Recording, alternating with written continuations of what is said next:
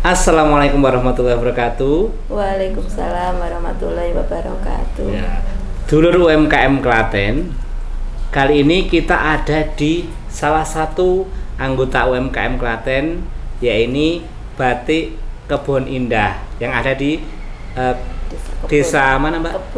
Kebon, Kecamatan Bayat, Kabupaten Klaten. Ya, di sini kita bersama salah satu pengurus dari Kebon Indah, Mbak Arini. Betul ya, Mbak Arini? Ya, ya, ini beliau sebagai humas di ini usaha Kebon Indah ini. Ya. Assalamualaikum Mbak Arini. Waalaikumsalam Mas. Ya, Mbak Arini ini pengen tanya-tanya dari UMKM Klaten. Pengen ngertos, jadi di Batik Kebon Indah seperti apa, semoga menjadi inspirasi bagi UMKM Klaten, bisa juga jadi inspirasi bagi seluruh Indonesia gitu ya. Dan karena konon kabarnya ini memang Kebon Indah ini sudah melanglang buana sampai kemana aja, Mbak? Ya, ke kalau Indonesia semuanya, Amerika dan ke Italia, Mas. Ke Italia, sama Budal Mini. Oke.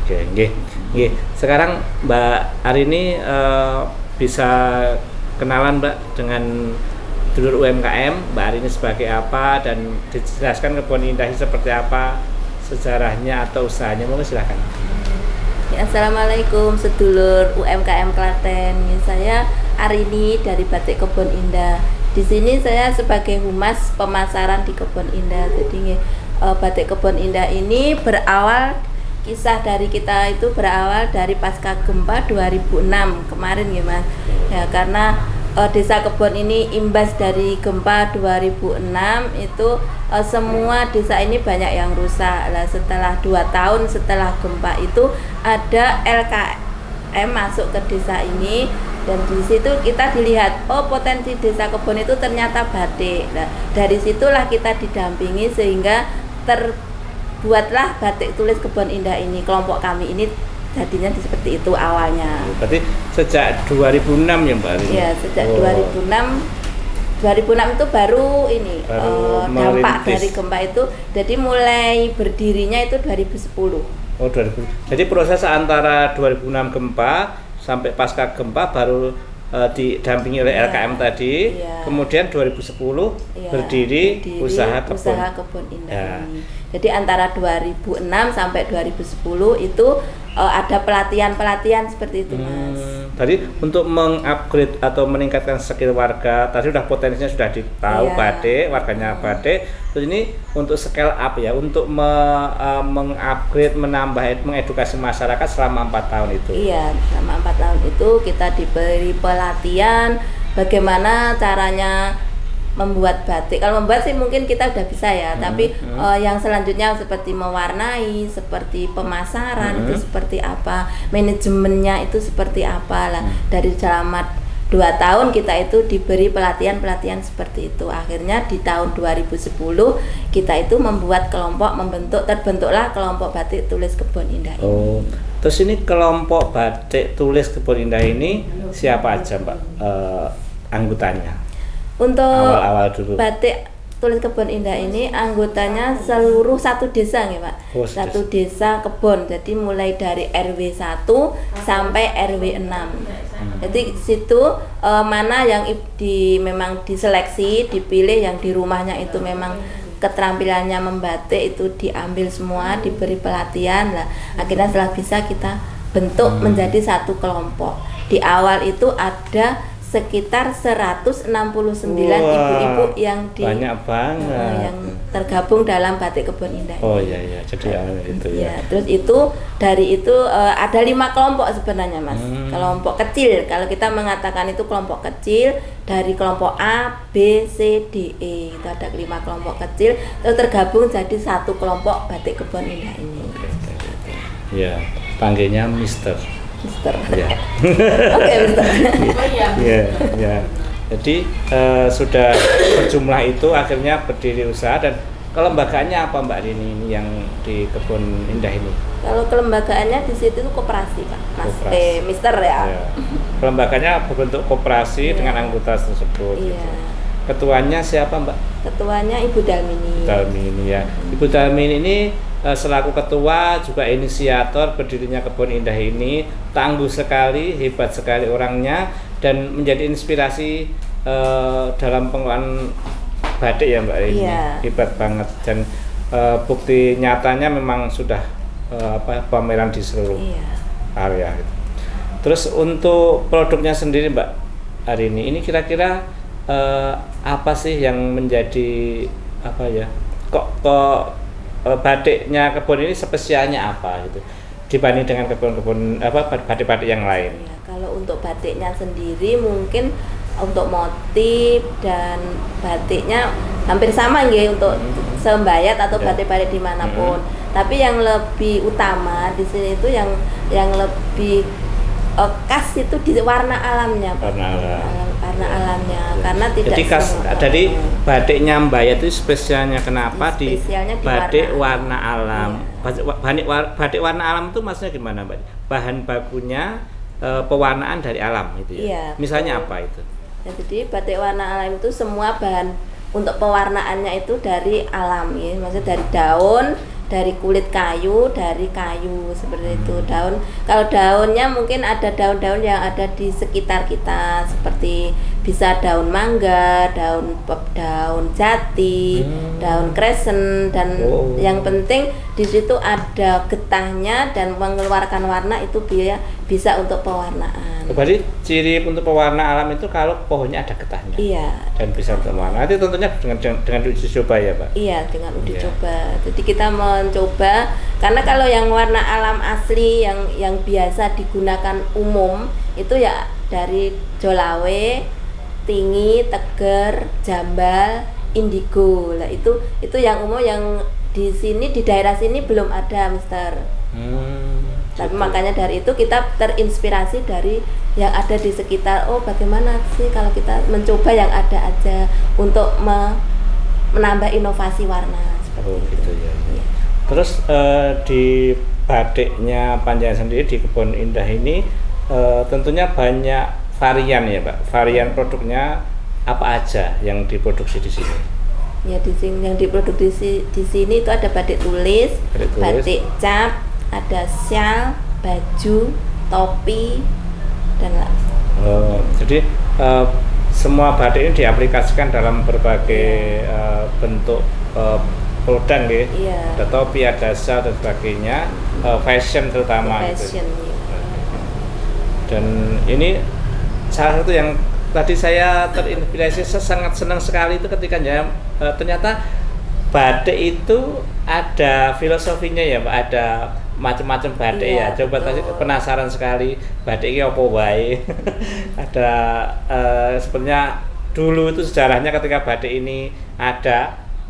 Kalau dulu perlu tahu, ternyata kalau kita pakai batik ya Mbak hari ini, itu batik itu tidak asal jadi pola ya Mbak. Iya, betul. Tidak asal jadi batik, tapi ada sejarahnya. Gimana coba Pak disampaikan, aku kok penasaran banget. Iya, dari batik itu yang batik-batik klasik nggih, itu banyak sekali filosofinya, seperti batik Wahyu Tumurun. Nah, itu nanti kita itu memakai batik Wahyu Tumurun itu supaya kita itu harapannya kita itu mendapatkan wahyu. Katakanlah kalau sekarang kita pakai batik ini supaya misalnya yang mengharapkan dia jadi pejabat itu bisa lebih naik pangkat seperti itu. Kalau untuk biasanya kalau Sidomukti itu kan biasanya dipakai untuk pengantin gitu. Nah, ini pengantinnya itu supaya mukti. Harapan kita itu kita menikah satu kali dan kehidupan kita itu lebih baik, bisa mukti seperti itu. Jadi dulur mukti ini sejahtera loh. Sejahtera gitu nggih. Kalau pakai batik Sidomukti biasanya untuk pernikahan nggih. Nah, nanti harapannya ini berdoa. Semoga pengantinnya setelah menikah ini menjadi mukti, menjadi sejahtera, menjadi bahagia seperti itu. Tadi ada Wahyu Tumurun, ada Sidomukti, apalagi? Ada Gajah Birowo. Gajah Birowo. Nah, Gajah Birowo itu kan gajah ya. Yang memakai itu biar kesannya itu jadi gagah seperti gitu gajah. Ya. Waduh. Makanya filosofi batik itu bagus-bagus semua Mas, maknanya Pak. Mister ngerti ya? Enggak teruntum, kan tumaruntun biar kayak sekar jagat gitu ya. Sekar jagat itu kan isinya itu sekar sejagat, Kembang ya, kembang sekar. sejagat. Jadi kita itu bisa menyatukan berbeda-beda, tetapi di situ itu dengan kebersamaan yang bersama itu menjadi Masya baik Allah. seperti itu. Jadi itu ada semuanya di sini ya, Mbak. Ya, sebagian besar Ya. ada. Ya, jadi teman-teman dulur-dulur UMKM Klaten, kita sebagai warga Klaten harus tahu ketika memakai batik tidak hanya asal bagus, tapi ini peruntukannya untuk apa gitu. Ya. Jadi kita akan lebih pas, lebih elegan, dan akan menjadi lebih pede gitu. Tema-tema sesuai tema-tema kita. Wahyu Tumurun, Sekar Jagat, terus Sido Mukti dan sebagainya itu. Ayo, itu yang perlu kita pelajari karena ini budaya dan harus kita lestarikan. Gitu. Ada doa di dalam setiap pemakaiannya. Jadi bukan betul. hanya ada harapan. Kita juga membuat batik itu tidak, kalau asal juga nggak bisa, mesti kita itu harus telaten, harus dengan hati. Mewarna sendiri pun kalau suasana hati kita itu tidak bagus, hasilnya juga beda. Gitu. Iya. Jadi tidak maksimal. Ya, itu teman-teman, batik ini memang kenapa artistik dan elegan, karena dikerjakan dengan hati. Nggak mungkin batik ini akan jadi dengan hati yang tidak Cemerwet, berarti tidak senang, hatinya susah, itu nanti hasilnya juga tidak bagus. Gitu. Iya. Selanjutnya Mbak Arini ini kan macam-macam tadi ya, batik-batik tadi. Terus prosesnya bagaimana Mbak Arini? Pripun proses batik itu dari nol, dari bahan sampai jadi itu kayak ngopo sih? Kan kadang ada yang bilang batik tulis ki larang banget.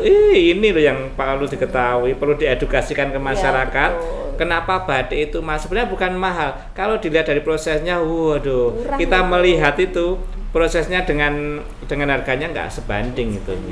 Coba Mbak Arini, pripun untuk ini proses pembuatannya?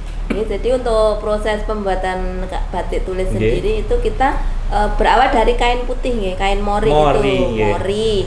Nah, kita potong sesuai dengan ukuran. Ada yang 2 meter atau 2,5 meter, atau yang lebih panjang lagi sesuai kebutuhan yang mau digunakan. Tapi kalau ukuran untuk umum itu biasanya 2,5. 2,5. Jadi potongan yang dijual di bebas itu 2,5 rata-rata. 2,5 meter. Dan setelah dipotong, kita jahit pinggirannya itu namanya dilipet. Ya. Terus setelah itu kain itu supaya menghasilkan yang bagus. Jadi sebelum dibatik itu kita murdan dulu. Murdan. Iya. Murdan ki apa neh? Murdan itu batik kain putih tadi direbus, Pak Mister, direbus menggunakan soda abu sama tawas. Nah, setelah murdan direbus sampai mendidih, didiamkan selama 1 malam. 1 malam, besok paginya baru dicuci, terus dikanji tipis dan dijemur. Itu di tahapan pertama, 1 malam dulu murdan. Iya, tahapan terus lanjut lah. Nah, setelah itu sudah kering, kemudian digambar, namanya dicorek, itu nyorek atau ngeblat motif misalnya. Ya, berarti kain putih digambar nganggo pensil ya, Mbak? Pakai pensil. Ya, itu namanya ngeblat ataupun menggambar, nyorek. Nyorek itu istilahnya. Di bahasa batik nyorek. Nah, setelah selesai dicorek nanti dicanting. Dicanting itu pakai malam yang dipanaskan. Kalau nyorek tadi Mbak, dilo ya Mbak? Nyorek itu ya satu kain itu paling 1 hari baru selesai. Berarti semalam tambah sehari baru nyorek. Iya. Terus berikutnya? Setelah itu nyanting. Nah, tadi yang kain yang sudah selesai digambar, tadi kita canting. Ya, caranya menyanting itu ya bisa pakai kompor gas, pakai kompor biasa ataupun pakai kayu bakar. Kalau simbah-simbah dulu pakai kayu bakar itu Mas, pakai keren yang kecil itu. Oh iya. Nah, ini nyanting ini yang kita tahu cuma batik itu ya. Ternyata dibalik sebelum nyanting itu kan nyanting hanya satu bagian dari tahap itu. Jadi sampai nyanting lanjut gimana Mbak? Ya, nyanting itu kan di dalam batik itu ada isen. Jadi maksudnya nyanting pertama kita kelowongi dulu itu ya, yang bekas yang tadi digambar dicoret itu kita kelowongi, dicanting gitu. Dasarnya ada isen-isennya. Kita ada cecek, ada pacar, jenis-jenis polane itu ya. Itu tadi. Iya. Setelah selesai dicanting, nyanting itu sendiri juga nggak cepat Mas, paling nggak satu kain itu 1 minggu belum jadi itu. Masya Allah. Satu kain. Nyantingnya suwe banget. Ini yang paling lama itu nyanting di proses seminggu. canting. Nek nganggo gari penak. Iya. Gitu terus habis nyanting. Ya, udah nyanting selesai, jadi kita masuk ke proses pewarnaan. Oh, proses warnaan. Ya, proses warna itu mewarnai batik. Iya.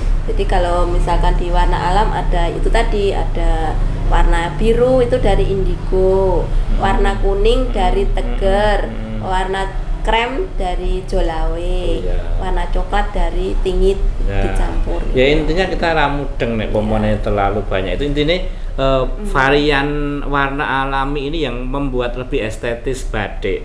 Jadi ternyata batik itu juga wujud rasa syukur kita terhadap pemberian Iya. Tuhan ya. Tuhan. Semua daun, semua pohon itu bisa untuk pewarnaan. Nah, kalau kita bisa mensyukuri nikmatnya Tuhan, ternyata kita dapat rezeki Iya, dari dapat batik, rezeki dari gitu. alam. Dari alam itu tentunya sebuah tanda syukur juga batik itu. Ternyata daun-daun di sekitaran kita juga bisa untuk membuat warna. Oh gitu. Oke. Itu tadi yang udah pewarnaan, terus selanjutnya pewarnaan sendiri berapa lama? Pewarnaan sendiri itu yang paling lama Mas, karena proses mewarna sendiri itu harus ada 1, 2, 3 kan, warna pertama, terus ngeblok, warna kedua, diblok lagi ya, paling enggak kita itu butuh waktu 1 minggu sampai 2 minggu. Walah. Wis mau suwe iki suwe nek. Karena proses nih gue. Iya. Terus udah pewarnaan udah selesai. Warna selesai, kita tinggal yang terakhir itu pelorotan. Ngelorot. Nggih, ngelorot itu artinya melepaskan lilin yang ada di kain batik tadi. Tadi kan ada malam, lilin itu malam ya. Berarti lilin yang udah di batik terus kemudian diwarna, ngelorot itu menghilangkan lilin-lilinnya tadi biar langsung jadi batik gitu ya. Batik sudah itu sudah bersih, tinggal dijual. Dijemur dulu ya.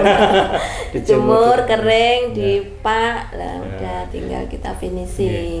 Berarti untuk satu proses tadi dari proses awal sampai proses akhir tadi tak hitung sampai kurang lebih 5 sampai 6 7 proses itu memakan waktu paling tidak kurang lebih 1 bulan itu bisa jadi. Iya, kurang lebih 1 bulan itu pun kalau cepet. Kalau cepet loh. Kalau musimnya musim hujan bisa 2 bulan. Mepe ini angel. Ya gitu ya. Ya luar biasa ini. Jadi inilah teman-teman UMKM dulu semuanya betapa batik itu memang mempunyai filosofi yang tinggi dan ini kekayaan alam, kekayaan budaya dan warisan leluhur yang harus kita lestarikan dan prosesnya yang begitu luar biasa. Jadi sudah sangat pantas, harganya sudah sesuai dengan prosesnya, bahkan untuk harga itu tidak sebanding dengan proses yang dikerjakan oleh para pembatik ini. Makanya batik yang sekaligus ciri khas dari Bayat ini harus jadi kebanggaan warga Klaten untuk kita lestarikan. Untuk selanjutnya tentang pemasaran Mbak hari ini, pemasaran dari batik ini sudah sampai kemana aja gitu? Ya, kalau untuk pemasaran kita sudah internasional ya, insya Allah. Ya, kita di Jakarta. Jadi cara pemasaran kita itu ada yang nitip di toko-toko gitu, ada buyer juga yang ngambil dari sini. Terus ada rekan-rekan bisnis, misalnya saya di Jogja itu ada yang buyer kita ngambil di sini, tapi pemasarannya mereka lewat Jogja. Ada lewat toko di Jakarta juga ada nitip di toko-toko, di mall-mall itu. Gitu ya. Jadi pameran juga, buyer, ekspor dan sebagainya. Ini sudah.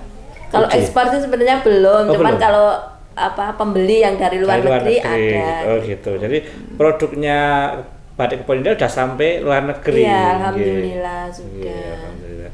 Terus ini Mbak,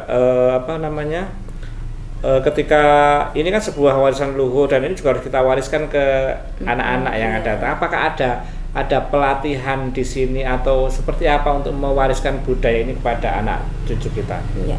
Untuk mewariskan kita supaya batik ini tetap apa itu Mas, bisa lestari, dipertahankan. dipertahankan. Jadi kita juga membuka pelatihan-pelatihan mulai dari TK sampai SMP, SMA bisa, ataupun mahasiswa. Jadi di sini juga kita membuka anak-anak untuk belajar nyanting sampai pewarnaan, sampai jadi seperti itu. Oh, berarti ini kalau ada komunitas sekolah pengen belajar batik Boleh, dilayani, bisa, iya. boleh, oke.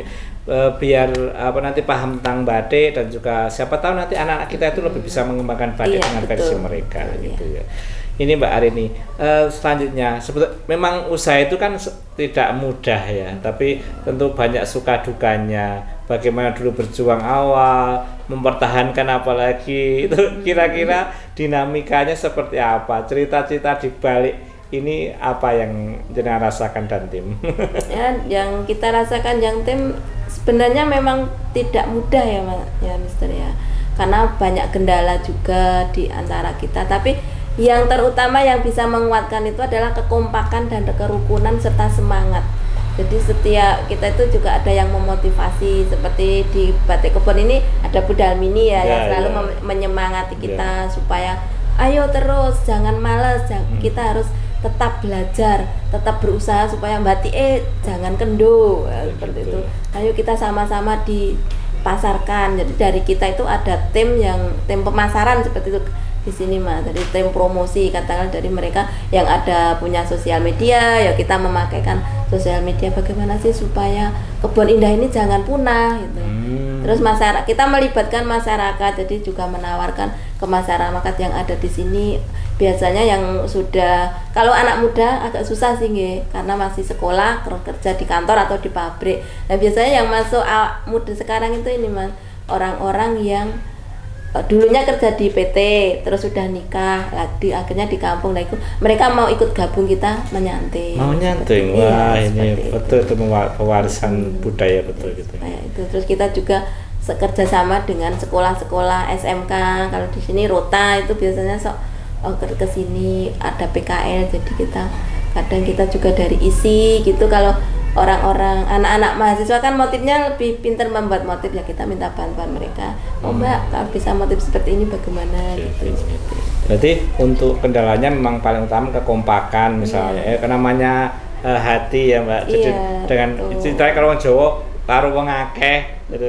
Ini wong akeh niku banyak cerita, banyak pikiran, banyak keinginan, itu menjalin kekompakan itu yang paling berat. Tapi alhamdulillah sudah berapa tahun ini sudah terbukti bahwa memang kekompakannya ada, walaupun apapun ceritanya alhamdulillah masih eksis sampai sekarang dan semakin berkembang. Dan harapan kita juga bisa eksis terus. Amin amin.